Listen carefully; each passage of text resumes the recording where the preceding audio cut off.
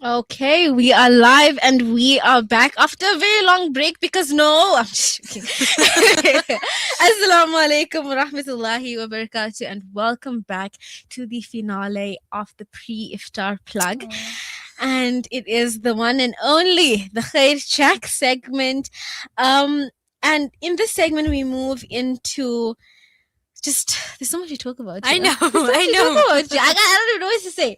However, this is one of our most meaningful segments, and throughout the series, we have been exploring humanitarian work from a youth perspective, talking about charity, impact, and what it truly means to show up for our communities, especially during the blessed month of Ramadan. And because this is our final show, we wanted to take a moment to look back and reflect on many ways humanitarian work comes to life during the sacred month, from food drives to community kitchens to larger initiatives run by organizations across the continent. Ramadan is truly a time where generosity, compassion, and service to others are at the heart of everything we do. One of the initiatives making a meaningful impact this Ramadan is the Ramadan Reconnect campaign by Africa Muslims Agency, which works to provide iftar and suhoor support to communities in need across the globe, reminding us that even the smallest acts of giving can help restore dignity and bring people together. So today we are taking a broader look at humanitarian work in Ramadan, reflecting on its impact and importance, and the role each of us can play in caring for our community. And as always, I'm not alone for this conversation. I am joined by my co-host Amina Chinara.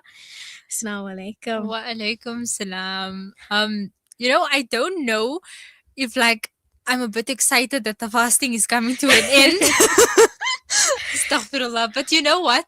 Being here and actually saying now it's our final segment. I'm actually so sad that I'm not gonna be here. Honestly, it was this now became a part of me, a part of my Ramadan, a part of my routine. yes. I'll start off on a Monday. Okay, I still have time to find a guest, and then on a Tuesday, and then Wednesday when you message, I'm like, okay, I'm supposed to have it. It's okay by Thursday, and then sometimes you don't even have a guest by Thursday, and then Friday it's like, oh my god, and I'm gonna miss that so much. No, It's become a too. part of the actual vibe of Ramadan. So Yes. but anyways, we don't get into that one just yet. I also know I'm leaving the tears for the end. Okay. Last year, I went into an emotional wreck on air on the last segment, the last show. And afterwards, my family's like, Mama, what's wrong? I'm like, nothing. I wasn't okay. Like you say, my whole life revolved around the show. And then just like that, Ramadan is over, the show is over. Everything is just different, But alhamdulillah, we really treasure the time that we had on air. 100%. Yeah. 100%. We have, like I said, very exciting topics to get onto today, and that being Ramadan Reconnect campaign by Africa Muslims Agency. And we do have a very, very exciting guest with us today in studio, but not in studio. And I'll let you do the honors of introducing. So, alhamdulillah, for the finale of Khair Check. Today we're going to be speaking to Hassan Choonara, the Regional Director of African Muslims Agency. I feel a bit weird saying that, so I'm just going to say Abi because he's my father. So, I think we can welcome him in, but he's just going to speak to us about, what does it actually mean to be involved? What is this Ramadan Reconnect about, and how did it affect our Ramadan and also our spiritual connection in this month, Yes. So without further ado, Assalamu alaikum.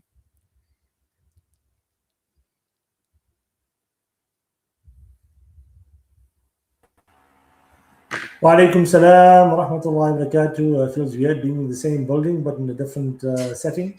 I trust everybody can hear us, and shukran for giving us an opportunity to be on this final or finale of Khair Check. Jazakallah so much for joining us today. As Abi, we are very, very happy to have you on, alhamdulillah. I can say from my perspective, you're a very big celebrity, especially from Amina's statuses and stories. So I'm very, very excited for today's conversation. And, that brings us into our first question. This Ramadan, we've been talking a lot about humanitarian work from a youth perspective, right? But you have been directly involved in running the Reconnect campaign in Afghanistan and things like that. So, could you start by telling us what the vision behind this initiative is and what it hopes to achieve or has achieved during the month of Ramadan?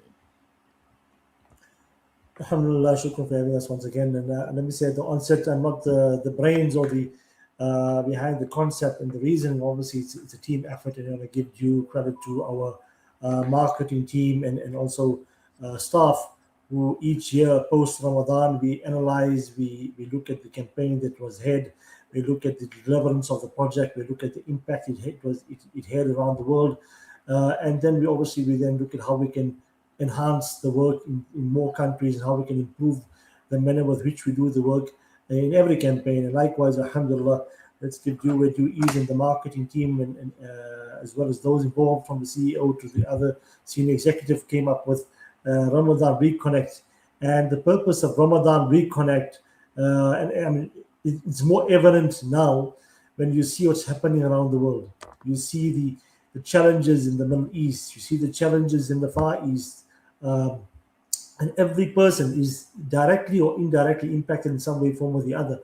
And so, in the world that's so disconnected, alhamdulillah, as Muslims, we are honored and blessed that Allah has given us at least in 1 month for us to reconnect with our purpose. In life, we get so busy with work, with the hankerings of the world, with daily life, with routine.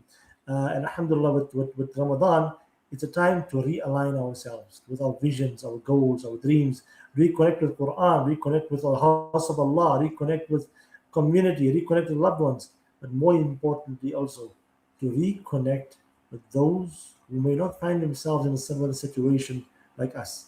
Reconnect with humanity, especially people who are facing difficulty around the world. That's the purpose of Ramadan Reconnect, a chance, an opportunity for people around to join the movement, Ramadan Reconnect with AMA, and play a meaningful impact in showing their love through your generosity, showing love, care, and compassion to people around the world, especially widows and orphans. I think that's so touching. Like, yes, it's a month of reconnection with your creator and a month of spiritual reconnection. But then again, to actually reconnect with those struggling, like Abi is saying, reconnecting with the widows and the orphans, and that's so important because as we've been focusing these past few weeks, is like we mentioned last, like Allah doesn't need you and I to make that difference. And the purpose of this reconnection is for us to actually understand that this is our purpose in life. Like Allah gave us this responsibility. Allah made the situation like Allah made us aware of that situation for a reason, not because we're supposed to now feel pity for that person, but because we need to be able to do something. What are we gonna do, and again, it's a selfish thing, so to say. Yeah. You helping the next person for your success or for your attainment of reward, and at the end of the day, that's the most important. The campaign includes initiatives like iftar and suhoor boxes, grocery hampers, and even feeding like the entire communities. From your recent experience, I know you've been to Afghanistan recently.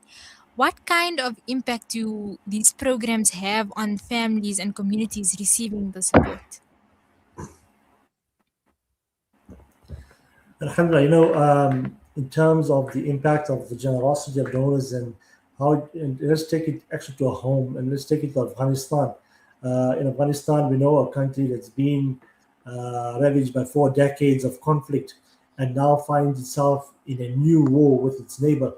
And so still reeling, still trying to recover, from 4 decades of conflict, where in any war zone, the people who are left to fend for themselves are the widows and its orphan children.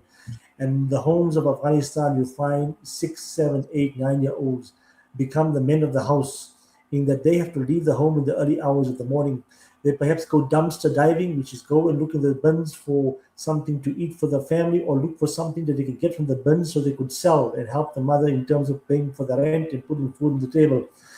And education obviously not being an option because they have to go and work at 6, 7, 8 years old. The lady, obviously the widow of the home, the mother, undertakes some domestic work. Most times gets paid in perhaps bread, and yes, alhamdulillah, which helps in terms of a food for the house for the day, but she still has rent and many other needs for the children. Now, when you go into a home in Afghanistan, it's not just about food and paying the rent, but you come across so many homes where there's a medical challenge with one of the children, and that's now put aside, not even thought about, because primary concern is to pay the rent and put food on the table. And so the impact of Ramadan reconnect and how it's actually impacted on the ground in Afghanistan is, sitting there. Alhamdulillah, we had the opportunity of having iftar with a family, with a widow and 5 orphan children. And obviously, she knew we were coming. She prepared whatever she had in the home. And what did she prepare? She prepared some leaves, grass with water, mashed with water, and that was iftar. And alhamdulillah, we provided her with fruit, with rice, with all the food packs, the flour, the sugar, the rice, the tea, the beans, whatever comes in the food pack, the suhoor, the yogurts, the milk. And to see those kids jump into a food pack and start eating, and knowing that that night at the time of iftar and the morning that will come after the time of suhoor, they will have a decent nourished meal. Because you see, the suhoor that was before we came, there was no meals, and they do not even wake up for suhoor. She tells us, brother, why should I get up? Because there's nothing in the house. So you ask the question, what did we have for suhoor? As you can see, there's nothing.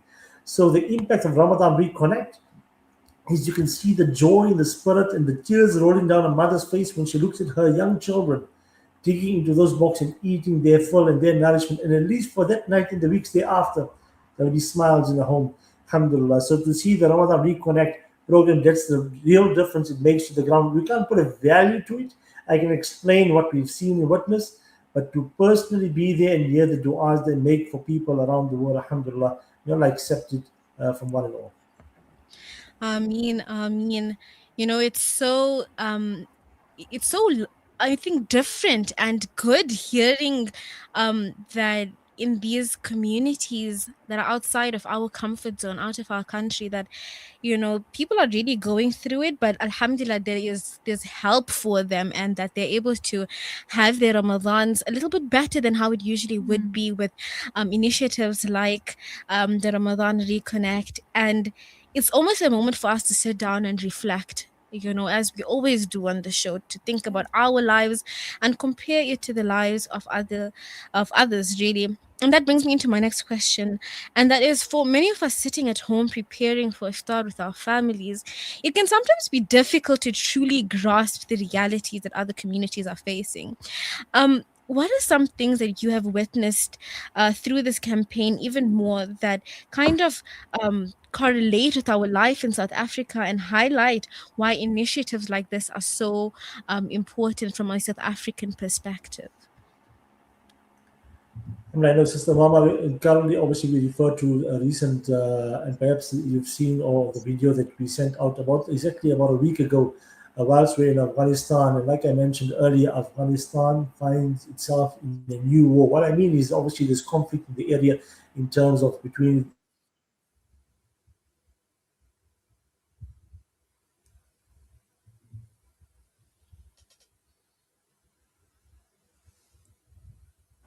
where perhaps there'll be warfare going on, there'll be artillery fire, there'll be a drone flying overhead, there'll be some sort of concern within the space, and people who have obviously have to take cover, etc. How do I relate it to South Africa? Witnessing that just a few days ago in Afghanistan, also witnessing that in Lebanon just about a year and a half ago, is that I know in a few hours' time, or in some days, through the help of the team, that I would leave Afghanistan and I would come back home to my community, to my family, to a different environment, to a place of comfort, a place of peace, to a place of where there's nourishment, a place where if I wanted food, I could choose a variety. If I wanted a simple drop of water, there'd be a variety. Alhamdulillah. But when I leave there, the people of Afghanistan, the people of Gaza. My mind goes to people of Gaza, people of Syria, people of Yemen. You think of what's going on in the Middle East right now. They endure that kind of environment and scenario every single day, whether it's Ramadan or not. There's no easing up. They endure the challenge. They're going through the difficulty of already providing for having to provide for their families before Ramadan, and in Ramadan it's a bit more intense and difficult. And so that correlating that situation back home, Alhamdulillah, Allah blessed this country, Allah has blessed us, our communities, Allah has blessed us with means, and we should use those means to spend on our families and spend on our communities. And let us remember what we have, what we go to. And remember, people say, it's a test for the people in Afghanistan, in Gaza and Syria. Yes, it is a test. But Allah is testing us with means. Allah is testing us to say, I've given you, how are you using it, spending it, and using that to assist those across the globe? And obviously, this being Khair Check being a very youth-oriented show, alhamdulillah, we see a lot of youth coming around South Africa, joining the Ramadan Connect movement, in raising the awareness of situations around the globe. A lot of youth coming to the various local initiatives across South Africa in all provinces, and participating actively. Perhaps 20, 25 years ago, this kind of work was perhaps seen as a person who's retired, an elderly gentleman, a community member. But today, alhamdulillah, you find a lot of youth coming to the fore and playing their part in raising awareness, raising funds, and actively being there. And inshallah, through that participation, there's an awareness of what's happening in the communities that do not have, and how is it the situation at home, and how we can use what we have, to benefit people who are in need. That's something like really inspiring. Like Hafidh Hassan mentioned, we think of this as like someone who has retired would have done, or like not. I think it's still like a thought nowadays, like in schools and stuff. Like, okay, why do you volunteer? Like, what are you gaining from it? Like that's questions like we face in school. I remember someone came up to me and she was like, okay, but why? Like, you're not like gaining anything out of it. You're like going there, you're doing work, no one's paying you. But it's like not about that. And that's what's so inspiring nowadays, is to see the youth come out in their numbers. And alhamdulillah, I've seen that over the month of Ramadan. Is with the African Muslims Agency, they held a massive iftar at the Al Furqan Islamic Center, and their center was packed. University students, school students. Do you know how many people came out? And to me, that's like breaking borders. That's reaching milestones that we never thought were imaginable. And to me, that's something so inspiring, because for us to know that the youth are actually willing to come out, because these are the leaders of tomorrow at the end of the day. And our future actually depends on this. So to know that there's actually people out there that are willing to keep these principles instilled within them and within our communities, it's so like comforting to an individual. And speaking of Ramadan, like this takes us to our next question. How do you think we can balance our own spiritual growth during Ramadan with the need to support others, and what are some practical ways to do so? I see you giving me some high grade questions here. But Hamza, just to pick up on what you said earlier in your point, you've been to some of the volunteer initiatives, Hamza, but I want to say at the onset that there are many organizations across South Africa all doing sterling work, and there's youth volunteering with many organizations and participating, some of them on their own. There are family members that perhaps just get together as a family and go out to a distribution point on their own without any organization. You don't have to go to an organization to be a humanitarian. You don't have to go to Gaza, you don't have to go to Syria, Afghanistan, etc. You can be a humanitarian within your own space, your own community. And I'd like to say that also there are many organizations, and Allah take all the organizations and the departments from strength to strength. Alhamdulillah. Coming back to your high grade question, in terms of the spirituality of Ramadan, alhamdulillah, to take what is transpired, what has occurred over the blessed month of Ramadan, we still have a week left, alhamdulillah, to take the lessons and still, at least if there's something we can take, Ya Allah, make us human beings that when we see somebody that's suffering or somebody that, first of all, they'll never put us in such a situation. We are grateful for what you've given us. Never test us with a situation of need, of needing assistance from someone.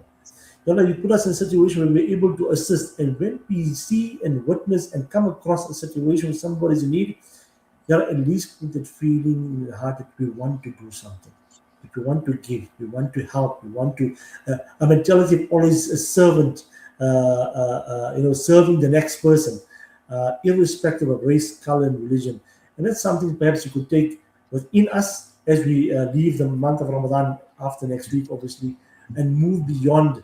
Because if you think of your day, your week after Ramadan, or the month after Ramadan, and perhaps you drive into a community. Yes, you may not have all these initiatives from the different organizations that are going out to different communities and are going to help and to provide meals and assist families, but perhaps you can say a kind word to somebody who's perhaps facing a difficult situation, having a difficult day. That's also being humanitarian. You get to the robot, and obviously, common people are knocking the door, and sometimes you get irritable because it's the same person that you see day in and day out, and your thoughts go through your mind. Why don't they have a job? Why do they just use the robot and they're using children to collect money? Okay, we don't have to mention and get angry about these things, but perhaps kindly and respectfully say, sorry, I don't have, or whatever the truth is, I'm not right now, or encourage them to go do something. But let's just take that experience of Ramadan, instill it within us, and then share it with the communities. And each one of us could do that. Imagine the world we'll be living in if each one of us did that. Inshallah, what a profound response. And I think throughout your answer, the one thing that came to my mind is the name of the segment, the Khair check, and finding Khair in everything that you do and in every situation, finding the goodness in every situation, and taking in, when you see someone that's asking for money, not taking it in a negative light and getting, mad at them, but finding the goodness in that. And just trying our best to help where we can, and when we can't, not be nasty about it, Just because to leave that person with some dignity. exactly, always leave them with dignity. And what we've always saying, that leave them with a smile, leave them with a kind word, leave them with something that will still make their day a little bit better, considering that you didn't have any means to give to them, so you gave them the easiest charity, which is a smile or something, of that sort. We have, unfortunately, I'm not going to imagine, reached the end of this segment, and that brings me to my last question for you, Hafidh Hassan, and that is, as we come towards the end of Ramadan, what message would you like to leave with young people listening today about the role they can play in supporting humanitarian efforts and keeping the spirit of giving alive beyond this month? To the youth out there, first of all, your efforts during the month of Ramadan, in whichever sphere or community or organization you participated and volunteered, Allah reward you for what you've done. Allah can make it a means of barakah for the rest of your life. Allah open ways. Allah keep that feeling of serving the next human being within you beyond Ramadan. When we go to the field and you meet the youth, you meet the children in the camp, you meet the kids in the camp, the children in the camps who yearn for education, who yearn for just to be a child, who doesn't, a 7-year-old tells you, I don't want to go and walk the streets. I want to be a child. I want to go fly a kite out in Afghanistan. I want to kick a ball. I don't even know what a soccer ball is. And the kids in the refugee camps in Syria and Lebanon, see other kids going to school, and they would also yearn and cry internally. They also want to get a chance. So it's all about the maths and accounting, etc. But it's about doing kids what kids do. And in that process, you become the empowerment for your family and for yourself, and you're able to progress in life. So if you have to witness that, if you have to see that, the value of what you're already doing is really impacting people on the ground. So continue with it in Ramadan, beyond Ramadan, and connect yourself with people who are making differences around the world. Stay connected. It may not be as active as it was in the month of Ramadan or as busy, but there's always some way or form or the other that we can impact people beyond Ramadan, within our community, campus space, university space, school space, whatever it is. Just, it's something that every person you meet, you don't know what they're going through. So be kind. You see these boards around the highway. You don't know what the next person is going through. You just be kind. And I think the youth have that opportunity of instilling that laughter and the youthfulness in people around. Sometimes even quickly in closing, you see an elderly man perhaps going through a difficult day.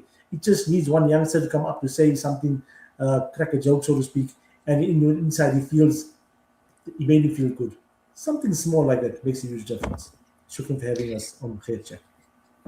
That is such an high and good note to end off on. That just be kind, just be good, and you don't know that the small joke, if we use the situation that you make, can affect someone's whole day in a positive note.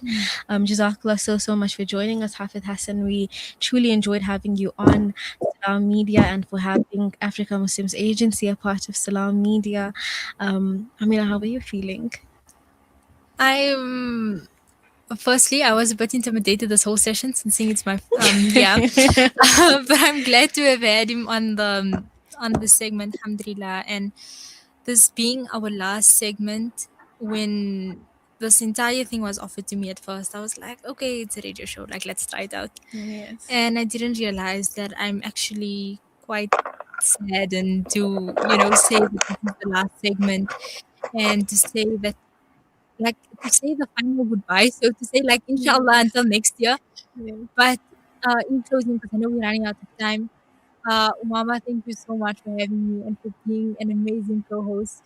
And to the viewers and the listeners of Salam Media, to my family who always is there listening and who's always my number one supporter, from the bottom of my heart, I'd like to say a big jazakallah to each and every one of you. And I hope that this segment has been something that has changed your perspective on certain things, a segment where you've grown as an individual, and I hope that you've learned as much as we did, because that's really what this intention of the segment was.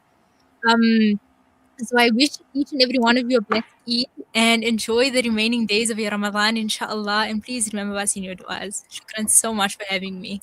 First of all, and I can't believe we're saying Eid Mubarak I know. already. Oh my goodness. But Alhamdulillah, it has been an amazing run, Amina. It's been Alhamdulillah. so good. And I think, like, exactly like you've said, that we made the choice to have this segment for the betterment of the ummah, for the betterment of the youth, and it has done exactly that. It has Alhamdulillah. served its purpose, and we must have like 4 more segments. But we find ourselves here by the last one, and even to you, Jazakallah. Oh my God, let me not get it. But no, man, Jazakallah for spending Saturdays with me and having these meaningful conversations. We could have come into studio and talk about anything, but we took the time out to sit and talk about humanitarian work.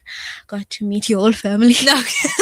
It's, oh my God, our guest, Jazakallah so much. I got to meet all of the Choonaras, and I just got to broaden my horizons more on with the topic, really, because we talk about humanitarian work and humanitarian journalism. We do all of this every day, but we don't realize the impact it makes on people's lives, especially during times in like Ramadan, where everyone is heightening their their giving and their charity and things like that. So Alhamdulillah, I'm just so happy, and I'm so glad. My heart is so full. My heart is so full. And man, to the listeners and to the viewers, you guys have always come through for us, and to the amazing team at Salam Media, thank you so much. Putty's waving through the screen.